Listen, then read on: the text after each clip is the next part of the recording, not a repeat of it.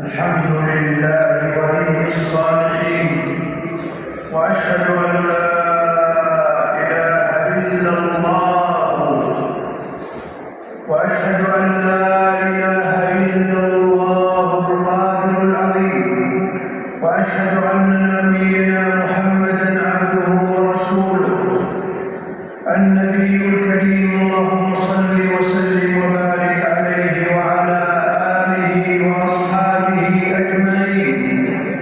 أما بعد، فيا أيها الناس، أعظم ما يجب أن نتواصى به تقوى الله جل وعلا بطاعة أوامره واجتناب نواهيه، فتقواه جل وعلا هي المخرج من كل ضيق، وهي السبب الأعظم للنصر والتمكين. ومن يتق الله يجعل له مخرجا، ومن يتق الله يجعل له من أمره يسرا.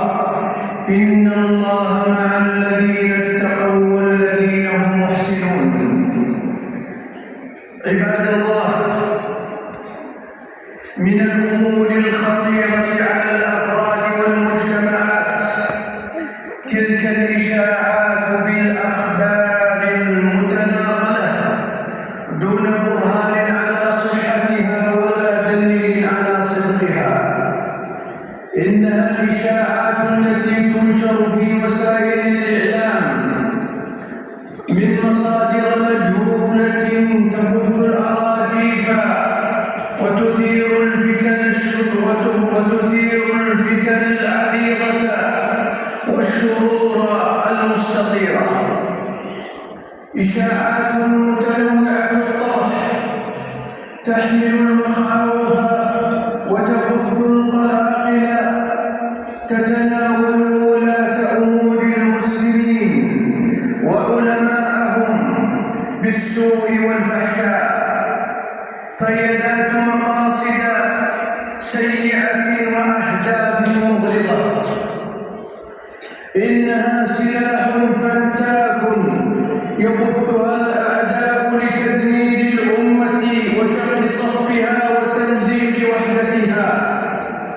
وقد قيل وقديما قيل في وثائق الأعداء: الصحافة بأيدينا، وسنستعملها لبث الإشاعات حتى تصبح حقائق.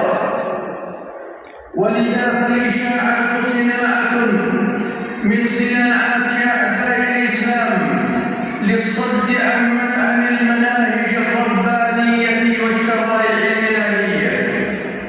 ومع تطور العالم أصبحت صناعة متقنة وفق قواعد مرسومة لتدمير الدول سياسيا واقتصاديا وأخلاقيا، سلما وحربا. معاشر المسلمين، وموقف المسلم من تلك الإشاعات اتباع المنهج الإسلامي الذي يدعو إلى الوعي واليقظة وإدراك أضرار الإشاعات. يقول جل وعلا: وإذا جاءهم أمر من الأمن أو الخوف أذاعوا به ولو ردوه إلى الرسول وإلى أولي الأمر منهم لعلمه الذين يستنبطونه منهم ولولا فضل الله عليكم ورحمته لاتبعتم الشيطان إلا قليلا. وهذه الآية آية عظيمة لا يدرك معناها إلا من وفقه الله. والمعنى أنه إذا جاء المسلمين أمر من الأمور المهمة العامة مما يتعلق بالأمن وشرور المؤمنين تارة، أو بالخوف الذي فيه مصيبة تارة أخرى، فعليهم أن يتثبتوا وأن لا يستعجلوا بإشاعة ذلك الخبر، بل يردونه بعد وفاة رسول الله صلى الله عليه وسلم إلى أولي الأمر ممن يعرفون الأمور على حقيقتها ويدركون ما وراء نشر تلك الأخبار من المصالح والمضار. ففي هذا المنهج النهي عن العجلة والتسرع بنشر الأخبار حين سماعها، بل لا بد من التأمل الدقيق والنظر العميق في حقائق الأمور وعواقبها. قال أهل العلم في الآية: تحريم إذاعة الأخبار خاصة في حالات المحن إلا بعد التأكد من صحتها ومن عدم الأضرار الناشئة من نشرها. والله جل وعلا أمرنا بالتثبت والتيقن، فقال: يا أيها الذين آمنوا إن جاءكم فاسق بنبأ فتبينوا أن تصيبوا قوما بجهالة فتصبحوا على ما فعلتم نادمين. وقد ربى النبي صلى الله عليه وسلم أمته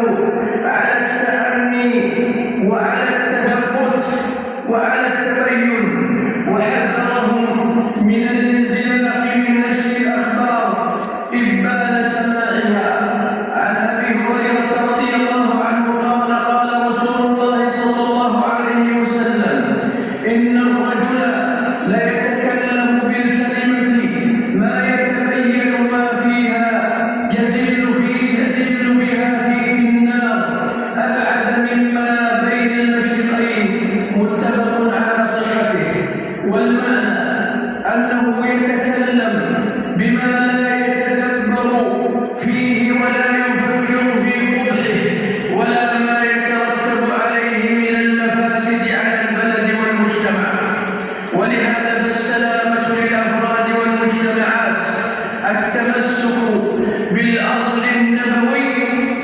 من كان يؤمن بالله واليوم الآخر فليقل خيرا أو ليصمت. لقد حذرنا رسول الله صلى الله عليه وسلم من نشر الأخبار دون معرفة بصدقها، فيقول صلى الله عليه وسلم: بئس مطية الرجل زعموا. رواه أبو داود بإسناد صحيح. والأصل في زعم أنها تقال في الأمر الذي لا يوقف على حقيقته بل مبني على الشك والتخمين.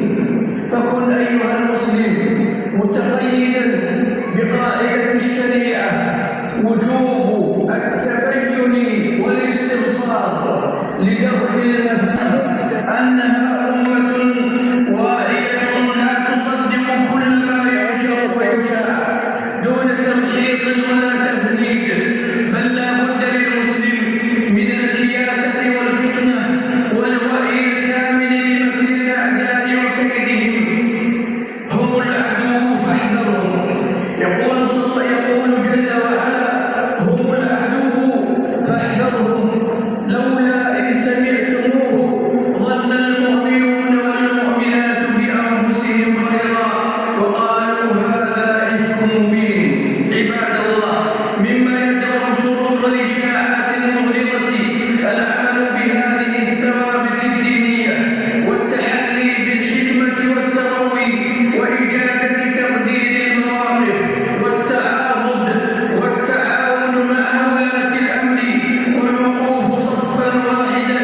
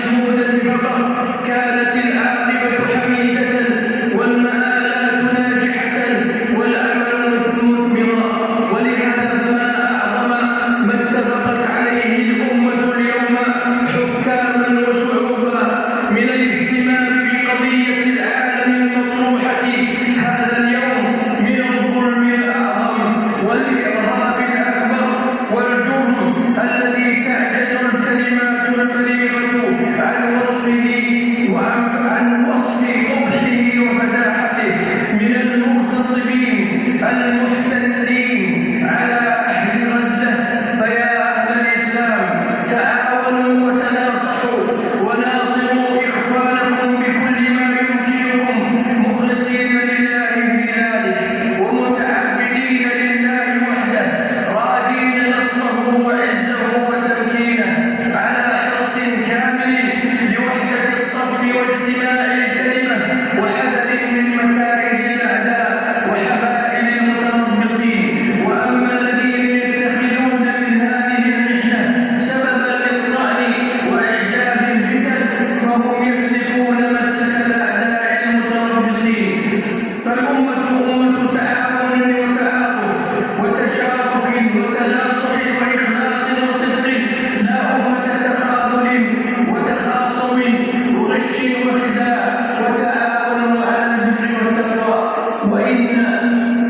وإن بلاد الحرمين منذ نشأتها حكاما ومجتمعا، علماء وعامة، هم من أوائل الأمة الذين سطر التاريخ لهم المواقف المحمودة والنصرة المشهودة لقضية فلسطين وأهلها من منطلق إسلامي وواجب ديني. فهذا مبدأ يتواصى عليه حكامها وتربى عليه مجتمعها، فلا مزايدة عليهم لأحد إلا لعدو متربص أو حاقد مغرض.